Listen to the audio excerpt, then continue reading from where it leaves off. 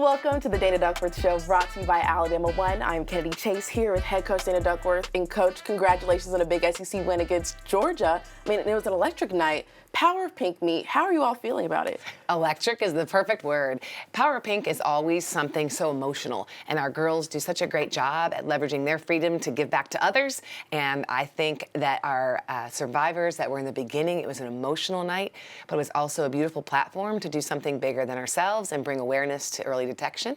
And then on the flip side of doing gymnastics for something bigger than yourself, we had some ups, we had some downs, but we ended up with some adversity and overcame it very strong, which only builds to the discipline, the mental toughness, and the unity of this team. And we look forward to using it as momentum going into next week.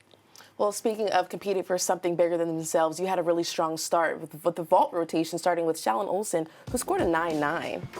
Shallon has taken over this leadoff position. She does a double twist. You see two flips, two twists, very nicely done. Small little hop there. She has said to me, I really enjoy going first. I feel like I set the tone for the rest of the rotation, and I would have to agree with her. It's just an electric vault. And then the neat piece is when you go to an away meet, she's the first vault following the home team, which always is helpful. And then we have Jordan Paradise, who scored a 9.85 on vault. Yes, and Jordan, as a freshman, is really earning this spot every week. That was actually a bigger vault, which gave her a little more height and distance from the table, but also she had that hop. So that was her biggest deduction. She has a clear, crisp 1.5 in the air. You see her completely turned, and if she can find that landing, she will thrive. And then lastly, we're going to look at Lexi Graver, who scored a 9.875 on vault.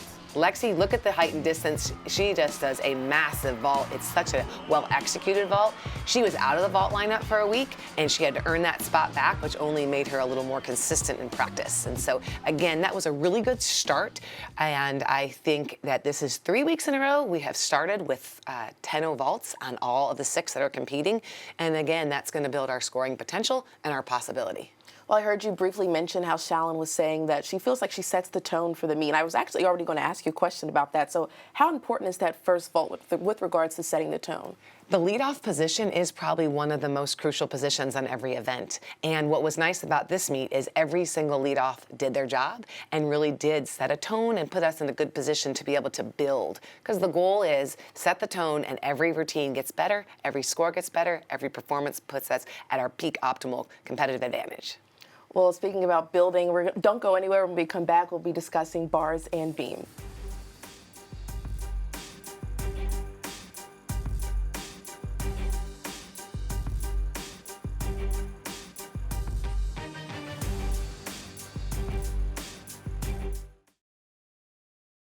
The Dana Duckworth Show is brought to you by Alabama One.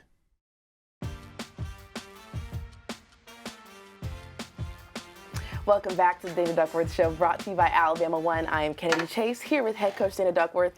And coach, we're going to talk about bars a little bit, but you guys were obviously really strong on bars. I mean, 9.9, 9.9, 9.95. What was that drive for those athletes to compete so well in that rotation? Bars has been one of our consistent events, and when you have your women go out there and actually compete the way they train, then you know that your process is working. And I think that's really the biggest piece of bars for us this particular meet, is they stayed steady. We actually did have a new face in the bar lineup, and just the leadoff did well, and the girls continued to build. So it's all about trusting your training and preparation, and that's exactly what they did. Let's take a deeper look at this. We're going to look at Lily Hudson, who scored a 9.9 on bars. And Lily's been really working on being more of a free swinger on this event, really going from the low bar to the high bar with precision, and that is something that has improved greatly. She does a beautiful full pirouette to a double tuck dismount, but what really set her up right here is, boom, that stuck landing. You see the crowd go crazy, you see her teammates really get after it, because the stuck landing is the last thing the judges see, and it is so important. But I thought, from a bar perspective, that was one of the best bar routines she has done in competition so far. I love how the bars are right next to the student section, and they always go so crazy. It's awesome, and I love how we are having one routine after another right here. This is just a beautiful bar routine, high to low, low to high, perfect form. Execution is so strong. And Cameron is a natural bar swinger. She really does practice like this every day. She has an incredible attention to detail. That was her only deduction right there, a little off on that pirouette. But once again, another stuck landing. And she scored a 9.9. Yes, she did a great bar routine, and really, I love where she trusts herself. And seeing her as a sophomore continue to compete on more events. She got to actually compete beam this week, so that was another event to her repertoire. Yes. I was really excited for her. And then we have Luisa Blanco, who scored a 9.95 on bars. Once again, Luisa delivers in a crutch situation. She does a high to low combination. You see that her execution, her form is so on point. And she has found this landing on the dismount. She does a double twisting, and there's a full twist in there. Watch this. She does a full twist and a double back. Boom. Sells that landing, really continues the development of our score, continues the consistency in the lineup, and really did a great job. And you can tell that she was proud of that stuck landing, too. She does. You know, we have to monitor how much bars she does. And here you have Makari Doggett coming in right after her with a more dynamic routine that has the two big release moves right from the beginning, the Tkachev to the pack. And she sets up for these really aggressive giants. You'll notice she does one giant into her dismount, a double layout, just well done. And I did see a small little slide in the heels. And because I asked the girls, sometimes where I stand, I can't completely tell. She just stick it. She's like, well, I kind of finessed it. Well, she scored a 9.925. That's still great. She did, and I think that was the biggest piece, is that there was that small little slide, so one judge took a little more than the other, and I think she's just continuing to build off that consistency and confidence in herself. Well, speaking of consistency, we're going to move right along to beam, and we're going to look at Shallon Olsen, who scored a 9.9. Shallon has now fought her way to this second spot in our lineup. Yes. She does a very challenging leap pass, a switch leap, switch half right there. Her acro series, this back handspring layout, the dreaded full turn, you see her do all these elements. Now we put in a front walkover, and the goal here is it's going to have less execution. You see she covers with that small wobble, but a back handspring double pike, chest tall, nails that landing. Yes. That was huge for her. She actually broke the 9.9, which is something we've been working toward. So our philosophy of getting better execution really helped her. And then we have Lily Hudson, who scored a 9.875 on beam. Yes, and Lily has got one of the most challenging mixed series there. She has a front aerial into a back handspring layout, and she does that so gracefully. Of course, she does a switch leap. It's two leaps back to back. It's a really hard combination, and a side aerial that gives her the required side skill that she must have. And then at her dismount, I can't quite remember if she stuck this or she took a little small hop, but I do believe it was well done. Let's see here. And yeah, I thought that was her biggest mistake right there, was she took that step backwards. But that routine was really strong. And our fourth person in the lineup had a little bobble here and there. So she did come after a routine that we wanted to replace that score. And it was beautiful to watch her, again, trust herself, stay calm, cool. And then of course, Luisa comes in and does the beautiful routine. Like, she shows off the flexibility here. She did the back handspring layout, which was a different series, which means she has to do this leap pass right here, a switch leap, switch half, the same leap pass that Shallon does. And then this is where she took this little pop back. So Luisa was not her typical on point for her own beam routine, although I would say that a lot of people would give anything to look like that and do that kind of beam routine. And of course, what was great about Luisa is she took that personal disappointment and not being exactly where she wanted to be, and she delivered on floor. Well, she scored a 9.85, which is still great, right? It is a great score, and I know that that's because of the perfectionism that she has. She will still want more, but that's okay. Keeps us hungry. Well, don't go anywhere. When we come back, we'll be discussing the last rotation, floor.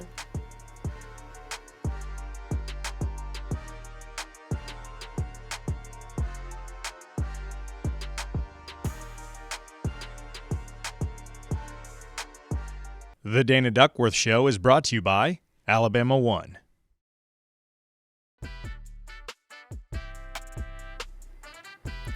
Welcome back to the Dana Duckworth Show, brought to you by Alabama One. I am Kennedy Chase here with head coach Dana Duckworth. And coach, let's get right into it, starting with Lily Hudson, who scored a 9.95 on floor.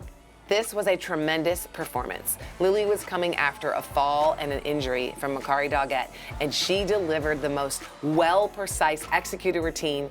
Every single thing she did was crisp and clean. She really didn't give the judges a lot to take. She has the front layout, front double, first pass. She sets up right here for her second pass, which is a 2.5 twist. Watch her have complete control in this. Her legs are pinned together. She just nails that. Absolute beauty, just beauty. And this was the best double back she's done last pass. Look at her chest is held tall. She nails that landing. You see that face. It was dynamic, and I'm so proud of what she did. Just stunning, and you can tell that her teammates were just as proud of her. And then we're going to move on to Luisa Blanco, who scored a 9.9. Yes, and so what you know about Lily and Luisa, these performances, and followed by Lexi, we'll see next, they did it for Makari. They did it because they did it for their sisters, and were just absolutely beautiful. They gave every energy, an ounce of passion they had in their floor routines, and you see this as they perform. Luisa does a double back, second pass. I would argue this is probably one of the best floor routines Luisa has done, and she just nails those landings. She just carries herself with such poise. And this last pass was beautiful. She struggled the week before, so I was really happy to see her be able to get her feet underneath her, the front layout lift, and her just be dramatic. It was just amazing. Oh, and she's definitely proud of that. And last, we're going to look at Lexi Graber, who scored a 9.925.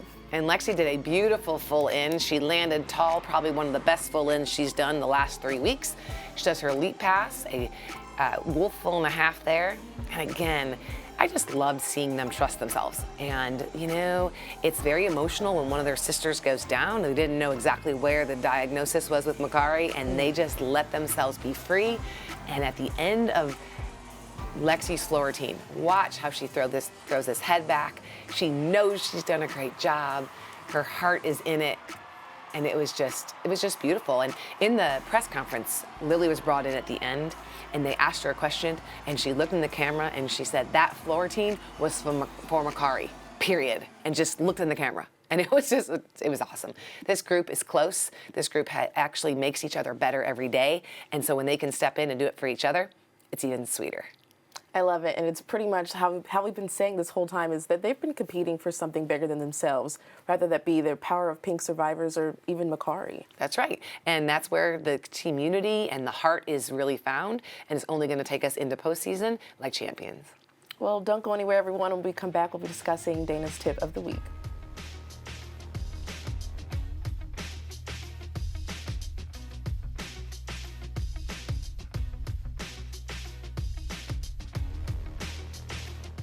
The Dana Duckworth Show is brought to you by Alabama One.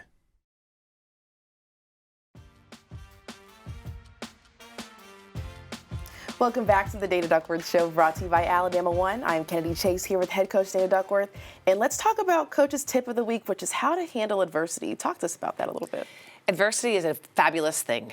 When you have the opportunity to overcome an obstacle, that's where your real growth takes place. Now, in gymnastics, the one piece I don't enjoy, and that's injuries. You don't wish that on anyone. And in our meet this weekend, Makari Doggett was rocking a floor routine, and in her last pass, she had either hurt herself severely or we weren't really sure, and 3 more athletes had to follow her. And what was beautiful is that, one, their heart for her, all they looked, is she okay, is she okay? And the reality is we didn't know the answer. So when Lily Hudson went out there to do her floor routine, she did it for one purpose, and it was Makari. And then right after her, Makari's roommate is Luisa Blanco. Oh. And Luisa went out there, and you could have seen her eyes, and I said, she's gonna be okay. You know, control what you can control. Again, that's where adversity is our friend, that if you can focus on what you can control and be where your feet are in the moment, then you are gonna be able to do what you need to do. And it doesn't always have fun attached to it, but it is where we grow, we build a resilience, and we continue to just become a stronger version of ourselves. So do you think because of what happened to Macari that gave the rest of the team more of an energy or more of a drive to really compete harder? Well, in their words, we did it for her because there's a sisterhood. There's a connection and there's a love for each other. And you know, that just pushes each other every day, not only to get better, but to also be selfless and know that it's not just about me, it's about us. It's not you against me, it's us against the world.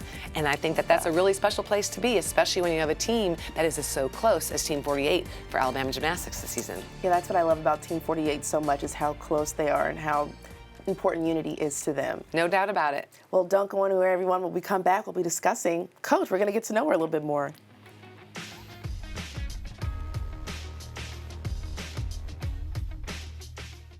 The Dana Duckworth Show is brought to you by Alabama One.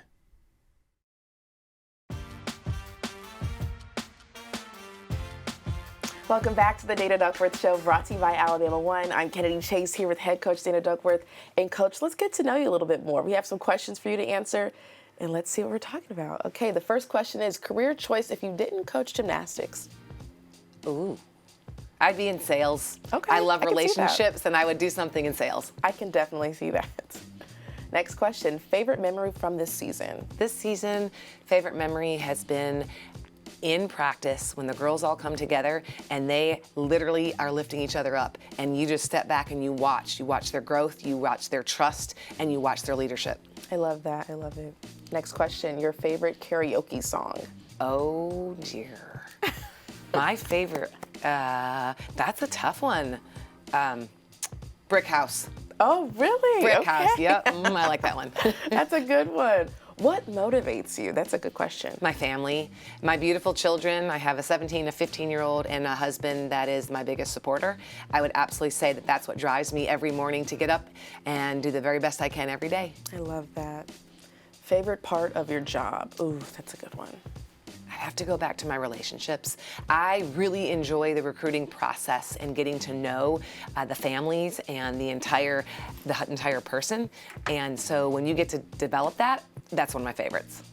I love that. I can definitely see that. Hobbies outside of coaching? I love to work out. Okay. I love to read. I also really, I'm not that, I love to dance. That's another one I knew. I like to dance. Whenever you have time for hobbies, right? Right. Pre-meet rituals. Well, hair and makeup is part of it, just to feel good. And I also always wake up and do a small Bible study for myself. I love that. Whether I'm in a hotel room or whatever, it's just my own personal time, and it kind of resets the day every day. Yeah, it gets you in the right mindset before Yeah. that meet. Your nickname? Oh, well, it's funny, because it used to be Ski, because I was Dobransky, Ski. Okay. But I'd say Day. Yeah, Day. Dana, Day. Probably Day. Day, okay. My mom used to call me Nah. I didn't like that. Dana. No. Yeah, Day. My dad used to call me that. Hey, Day. Your children's biggest accomplishments? Oh, my children's. Well, I have a volleyball player that is playing travel ball, and I love seeing her just attack the ball. She's really aggressive. Our son plays golf, so I love to see him be challenged with the mental game because it's really incredible there. But I'm just proud of the women and the men that they're becoming, just who they're becoming. They're pretty spectacular kiddos. I mean, you're raising them. I only expect them to be spectacular, right? They were like, Mom, don't be a psychologist today. Just be my mom. gosh. Best advice you've ever been given? Be you. Coach Saban said that to me when I became the head coach. I said, if there's any piece of advice you could ever give me, what would it be? And he goes, you cannot be anybody else but be yourself. And so I've always run with that adage of be bold, be brave, and be you, because you are enough, just the way God made you, and own it. I love that. That's something you can use for the rest of your life, I honestly. do, yeah, I really do. And last question, your heroes or your mentors? My hero was my dad. And my mentor has been my mom. Bill Battle, the AD that hired me as a head coach, has been a mentor. I have a kind of my own personal board of directors, and those are people I can really lean on. I have a couple 2 a.m. friends that I know if I needed them at 2 a.m., they'd drop what they were doing. You don't need many, but you need a couple. And I look at those people as my heroes and my mentors. That's awesome. Well, that was really fun getting to know you a little bit more, Coach. Thanks for answering those questions. So before we wrap up the show, what are some final thoughts, or what are some thoughts going into LSU this weekend on the road? Well, we have an opportunity to be on the road in a very electric environment and to hone in on those skills of being under pressure under the big lights. You know, the process really stays the same. We are going to continue to try to focus on what we can control. We want to continue to execute how we're training and move it into our competition and really just continue to build confidence. I believe in this team. I believe in our staff, and I believe in every single piece of the puzzle. And we just continue to build that puzzle 1 week at a time, and don't get ahead of yourself and focus on what you can do today to be the best you, and then let the outcomes take care of themselves. Well, it should be a meet that you don't want to miss. Thank you, everyone, for joining us. We'll see you next week. Roll Tide, everyone.